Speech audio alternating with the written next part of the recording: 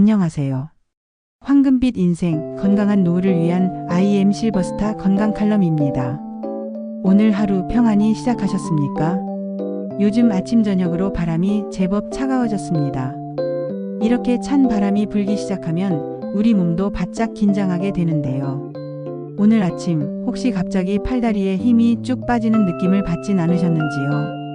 에이, 나이 들어서 그렇지 하고 넘기실 수도 있지만 오늘만큼은 이 신호를 절대 가볍게 넘기시면 안 됩니다. 오늘 건강 칼럼의 주제는 바로 뇌졸중입니다. 뇌졸중은 더 이상 노년층만의 질병이 아닙니다.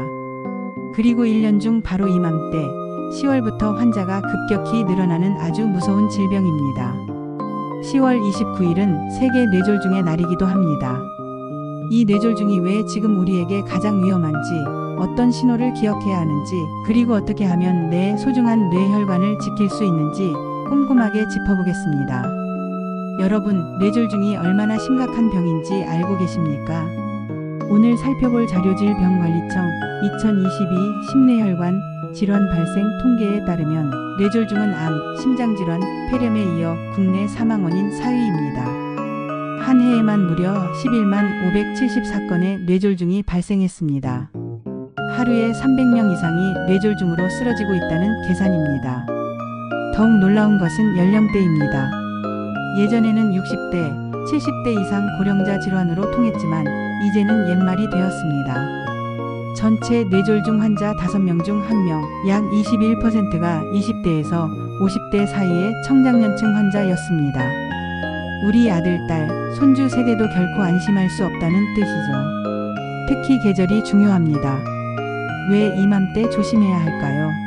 찬 바람이 불면 우리 몸은 체온을 지키기 위해 혈관을 수축시킵니다. 가뜩이나 좁아져 있던 혈관이 더 좁아지면서 문제를 일으키는 겁니다. 실제로 국내 통계자료 2009년에서 2018년까지의 뇌졸중 월별 사망자 추이를 보면 10월에 2만 1000명부터 사망자가 늘기 시작해 11월, 12월을 거쳐 가장 추운 1월에 약 2만 3600명의 정점을 찍습니다. 지금부터가 가장 위험한 시기입니다. 뇌졸중이 무서운 진짜 이유는 골든타임을 놓쳤을 때 남는 후유증입니다. 뇌는 한번 손상을 입으면 잘 재생되지 않습니다. 회복되더라도 심각한 장애가 남는 경우가 많죠. 손상이 급격히 발생한 후 초기 치료 및 집중 치료가 필요한 상태인 환자의 88%가 팔다리 마비를 경험하고 근육이 뻣뻣해져 걷기 힘들어집니다. 또 언어를 담당하는 왼쪽 뇌가 망가지면 남의 말을 이해하거나 내 생각을 말로 표현하는 능력을 잃어버릴 수도 있습니다. 그래서 뇌졸중은 시간과의 싸움이라고 부릅니다. 그렇다면 이 무서운 뇌졸중은 도대체 왜 생기는 걸까요? 뇌졸중은 크게 두 종류로 나뉩니다. 혈관이 막히는 것을 뇌경색, 혈관이 터지는 것을 뇌출혈이라고 합니다.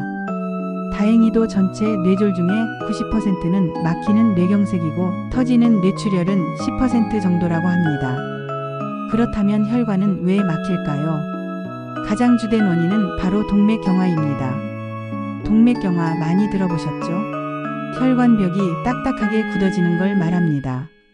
이 동맥경화를 일으키는 주범들이 있습니다. 바로 고혈압, 당뇨병, 고지혈증입니다. 이 병들이 있으면 혈관벽 안쪽에 지방 성분과 염증 세포가 차곡차곡 쌓입니다.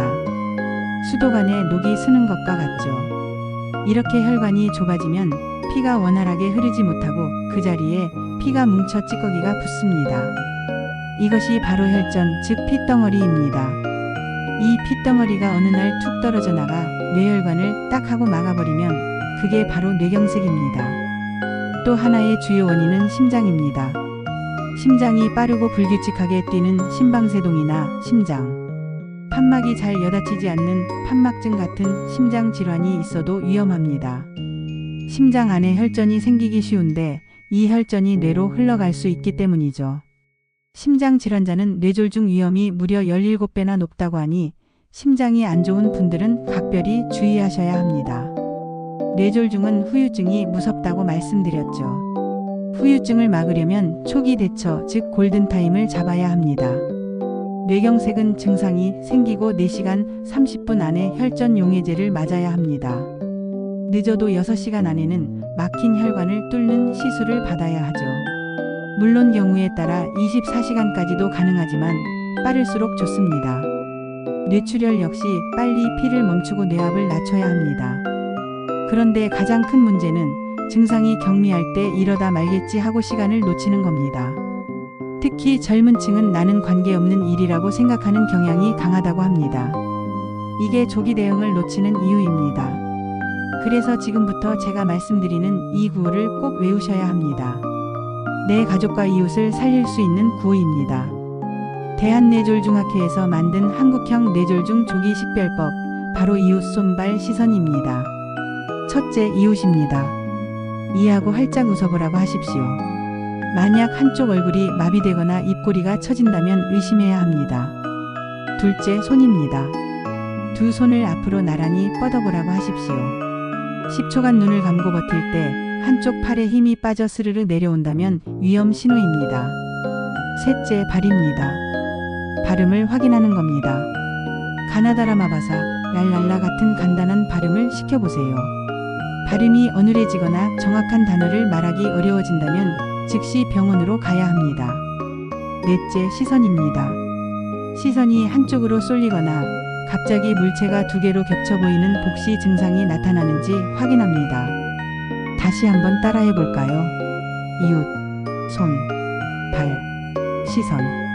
이 네 가지 중에 단 한 가지라도 해당한다면 1초도 망설이지 말고 즉시 119에 연락해야 합니다. 새벽인데 어떡하지? 주말인데 문 연 병원이 있나 걱정하지 마십시오. 119 구급대원이 뇌졸중 센터가 있는 가장 빠르고 정확한 응급실로 모셔다 줄 겁니다. 이웃 손발 시선으로 응급 상황에 대처하는 법을 배웠습니다. 하지만 가장 좋은 것은 이런 일이 생기지 않도록 예방하는 것이겠죠. 뇌졸중은 다행히도 예방이 가능한 질병입니다. 핵심은 건강한 생활 습관과 위험 인자 관리입니다. 첫째, 싱겁고 담백하게 드셔야 합니다. 우리나라 사람들 참 짜게 먹습니다.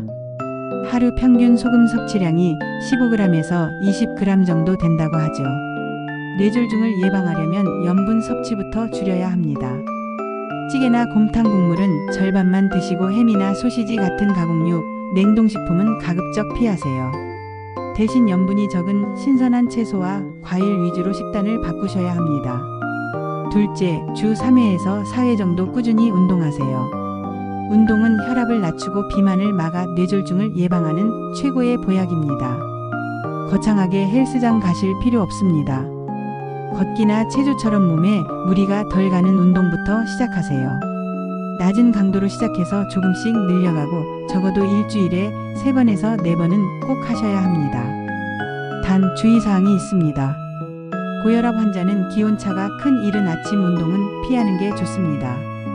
또 당뇨 약을 드신다면 식후에 운동하는 것이 혈당 관리에 이롭습니다.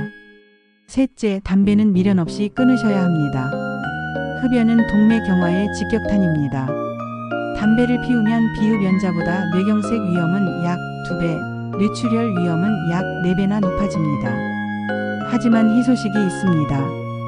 지금 당장 금연하면 1년 후 뇌졸중 발생 위험이 절반으로 줄어듭니다. 그리고 5년이 지나면 비흡연자와 비슷한 수준으로 낮아진다고 합니다. 지금도 절대 늦지 않았습니다. 오늘 IM 실버스타 건강 칼럼에서는 찬 바람이 불면 더욱 기승을 부리는 뇌졸중에 대해 알아봤습니다. 뇌졸중은 더 이상 남의 이야기도 노인들만의 이야기도 아닙니다. 고혈압, 당뇨, 고지혈증이 있다면 나에게도 그리고 내 자녀에게도 언제든 찾아올 수 있는 불청객입니다. 오늘 방송에서 가장 중요한 2가지만 꼭 기억해 주십시오. 하나는 예방 수칙입니다. 싱겁게 드시고 꾸준히 걸으시고 담배는 반드시 끊는 것. 그리고 또 하나는 응급 신호입니다. 이웃, 손, 발, 시선. 조금이라도 의심되면 무조건 119입니다. 뇌졸중은 시간이 생명입니다. 오늘 배운 건강수칙과 응급신호로 나와 내 가족의 소중한 뇌 건강을 굳건히 지키시길 바랍니다. IM 실버스타 건강 칼럼 오늘 준비한 순서는 여기까지입니다. 다음에도 유익한 건강 정보로 다시 찾아뵙겠습니다. 감사합니다.